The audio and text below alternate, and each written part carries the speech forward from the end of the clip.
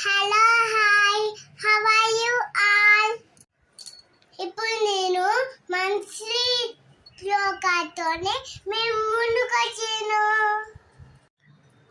కరాజే వసదే లక్ష్మి కరమధ్యే సరస్వతి కరమూలే నిత్య గౌరీ ప్రభాతే కరదర్శన. కుట్టి, ఇప్పుడు నువ్వు ఒక శ్లోకం చెప్పావు కదా, దాని మీనింగ్ ఏంటో నేను చెప్పనా?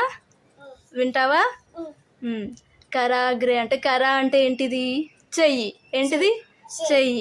ఆగ్రే అంటే మన మొదటి వేలు చివర, ఫింగర్స్ ఉన్నాయి కదా, ఫింగర్స్ చివర్లో అన్నమాట.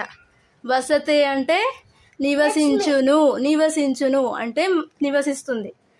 వసతే లక్ష్మి అంటే లక్ష్మీదేవి. కర మధ్యే సరస్వతి అంటే, కర అంటే చెయ్యి కదా, చెయ్యి మధ్యలో ఎవరుంటారు? సరస్వతీదేవి. ఎవరుంటారు? నెక్స్ట్ ఏంటి?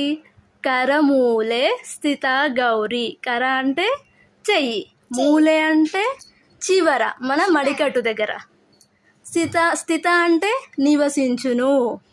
గౌరీ గౌరీ అంటే ఎవరు? శక్తి స్వరూపిణి పార్వతీదేవి. ఎవరు? పార్వతీదేవి. తర్వాత ప్రభాతే కరదర్శనం. ప్రభాతే అంటే ఉదయాన్నే, అంటే ఎర్లీ మార్నింగ్. కరదర్శనం అంటే మన చేతుల్ని మనం దర్శించుకుంటున్నామని అర్థం.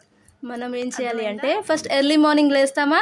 ఎర్లీ మార్నింగ్ లేచినప్పుడు కళ్ళు మూసుకొని అరచేయి ఓపెన్ చేయాలి. ఓపెన్ చేయకసరి అరచేయిలు ఓపెన్ చేయి.